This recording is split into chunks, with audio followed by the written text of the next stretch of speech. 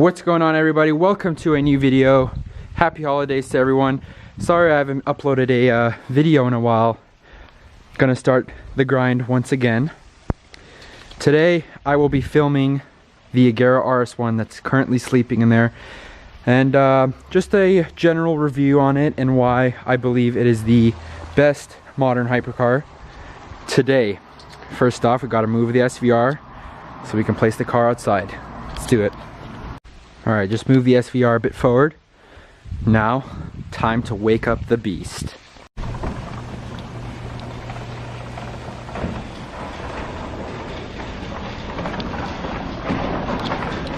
Here she is.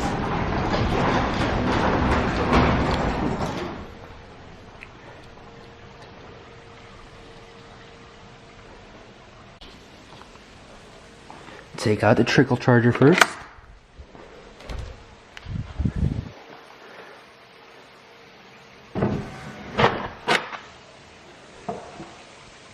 There's the interior.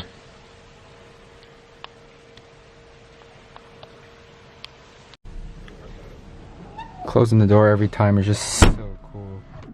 Here we are in the interior. So, first thing, as you guys can see, this is the key right here.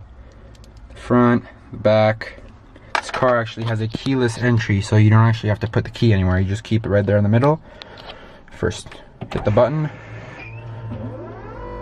Let it load up. You can see the battery getting everything ready.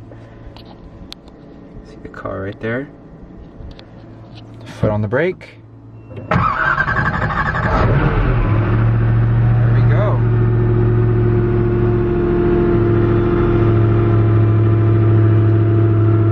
Cold startup on the Agera RS1. Let's get this baby out of here and start this review. Alright guys, first things first, it's gotta be the doors. Look how cool this looks when both of them are open.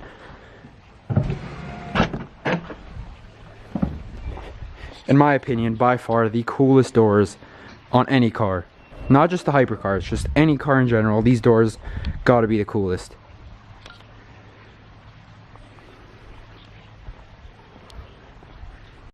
Alright guys, next thing up, it's gotta be the looks. In many people's eyes, this car is the best looking hypercar on the road today, and I think I gotta agree with that.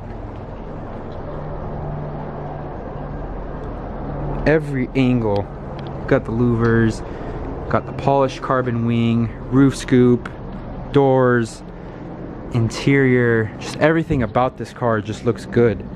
Even check out the headlights. Got full carbon in the headlights with black anodized metal. Just everything about this car looks so mean. Next up, Transformers mode. Just check out how cool this looks. The entire front bonnet opens up, the entire rear bonnet opens up, and this thing just looks like a transformer. Now we can go into the engine details here. We have a twin-turbo V8 producing almost 1,400 horsepower on E85. E85 is a special type of gas that's kind of difficult to find here in America, but we have like maybe 3 or 4 gas stations here in LA, which is pretty useful. We go fill up those tanks, as you can see right there. On regular pump gas, around 100 octane, this car will run around 1,200 horsepower, which is still probably faster than any other road car, but the 1,400 just makes this thing a monster. Let's just see the width of these rear tires here. These are the Pilot Sport Cup 2s, made by Michelin. Very good tires if they are warmed up. On cold, they're car kinda loses its traction, but it's fun sometimes. Another thing not a lot of people know in this car is that the top can actually come off by just unlocking a few buckles down here. We got one here, one in the middle, one on the other side, and one behind each seat. And once you take the top off, you can actually fit it inside your garage, or it even fits inside your front bonnet, which not a lot of hypercars offer nowadays.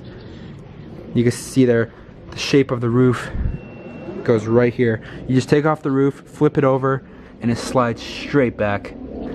Super handy feature, being able to take the top wherever you want to go. Now that we're on the inside, let's go through some of the features on the interior. We got Koenigsegg's signature center console that's lit by a system they invented called ghost lighting.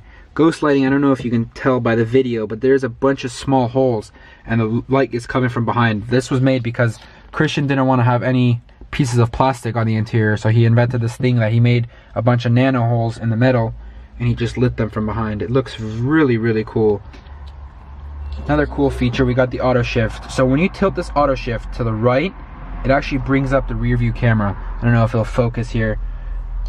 You could actually turn this on while you're driving and see everything you're passing, which is really cool, but it's kind of a distraction, so we usually have it off. Here's the original starting screen showing you what's all open on the car. Obviously the front bonnet, the doors, and the rear bonnet are open. When you click this left arrow here, this actually shows you the tire temperature and tire pressures, which is pretty cool.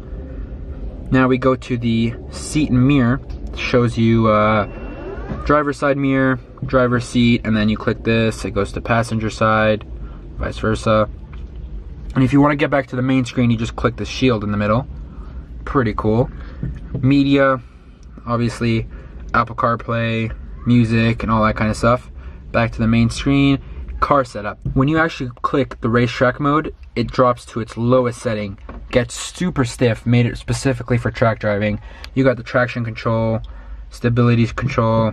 On the bottom here, we got all the different climate controls like air conditioning and heated seats and stuff like that.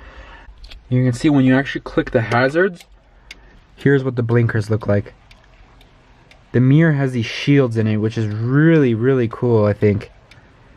All the carbon fiber on the interior. On the steering wheel, we got the lifter, pickup phone, the music, cruise control, and this is just to turn up the volume and stuff like that.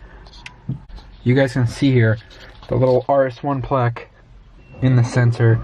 We got RS1 limited edition, 1 of 25, as the Agera RS is 1 of 25 originally. We got the full blue roof. Every piece on the interior here is blue, except for the steering wheel, obviously, because you know we like to drive our cars, don't want it to get dirty. Got the blue dash even. Such a good looking interior. Close the front bonnet, just one hand here. Here's one lock, and then on the other side right here, another lock. And there we go. Now that we got the front bonnet closed, we could talk about some of the achievements it's made, like the world record and stuff like that. As some of you might know, this car just broke the world record for the fastest production vehicle, previously held by that, the Bugatti Veyron, before at 268 miles an hour. Well, this one came in at 277.9 in a 2-run attempt, which is just insane for such a small car manufacturer. Everything built in-house, all handmade, of course. Amazing that a car like this can just compete with Bugatti that's backed by Volkswagen. All the engineers and stuff they have there. Not only did it beat that record, but it also beat the 0 to 400 kilometers back to zero record in only 33.8 seconds. Record was previously held by Bugatti once again with the Chiron at 42 seconds. That's just 8 seconds faster than the Bugatti, which is crazy to think about. Small car manufacturer from Sweden being able to compete with the masterminds over at Bugatti. It's just crazy. Some people might think this car is only fast in a straight line, but no, it also holds the field track records. And I'm sure they're going to be back at the Nürburgring next summer to hopefully smash that record as well.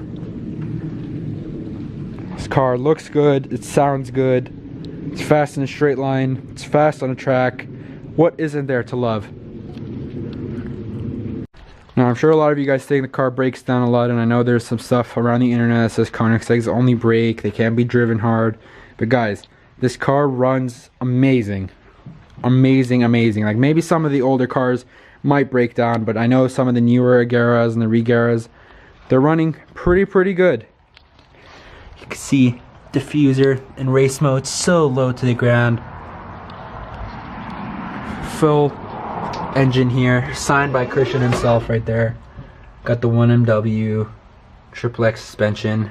Now this is a rear wheel drive car, so 1400 horsepower to 2 wheels is a bit difficult. First gear is a little shaky, doesn't have as much traction, but after that, this car is a rocket. My opinion, probably the fastest car on the road today. Only competitor is the Bugatti Chiron at this point, honestly. But even the Bugatti Chiron weighs almost 2 times as much with only 100 more horsepower. So this car should probably still take it. Just look at it. I believe this car is also the most carbon fiber intensive car on the market today, which is another cool feature. You can see all the carbon, everything is carbon on this car. Everything. Even the rods. All the bolts titanium, obviously, to save weight. Let's talk about a few features that are unique to the Agera RS1. Roof scoop. The only car in America that has this hydraulically active wing in the back, as you can see here. It is the only one in the world that has this setup here, made for top speed. We got downforce and the extra canards, which is only found on one other Agera at the moment, which is the Agera ML, the yellow one. You guys might have seen that. It's the only one that has that, the roof scoop, the wing, and the 1MW engine. So this car was basically made for straight line speed. It'll still kill the track, but obviously those other cars that have the top mounted wing, stuff like that, will be faster around track. But honestly, how many times are we going to track this car? Once, twice? It's not going to make a difference for us. We're not serious track drivers. Alright guys, I think that's all for today's video. Hopefully you enjoyed this little overview and why I think the Agera RS is the best hypercar. Let me know if you enjoyed and if you would like to see one on the Bugatti. Maybe I'll make that my next video. And yeah, hopefully you enjoyed. Subscribe if you're new. Like the video, and I will see you guys in the next one. Peace.